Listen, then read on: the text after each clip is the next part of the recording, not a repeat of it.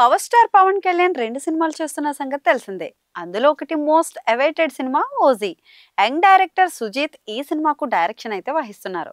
ఇక తమిళ భామ ప్రియాంక మోహన్ హీరోయిన్ గా నటిస్తుండగా, బాలీవుడ్ హీరో ఇమ్రాన్ హష్మి విలన్ గా నటిస్తున్నారు. టాలీవుడ్ సెన్సేషన్ తమన్ అయితే సంగీతం అందిస్తున్న ఈ సినిమాను డివివి ఎంటర్టైన్మెంట్స్ బ్యానర్ పై దానయ్య అయితే నిర్మిస్తున్నారు. మరి ఈ నెల 25న ఈ సినిమా వరల్డ్ వైడ్ గా రిలీజ్ కాబోతుంది.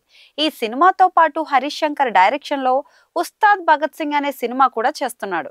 ఇక గబ్బర్ సింగ్ వంటి సంచలన విజయం తర్వాత పవన్ కళ్యాణ్ హరీష్ శంకర్ కలయికలో వస్తున్న చిత్రం కావడంతో ఉస్తాద్ భగత్ సింగ్ పై అంచనాలైతే తారస్థాయిలో ఉన్నాయి.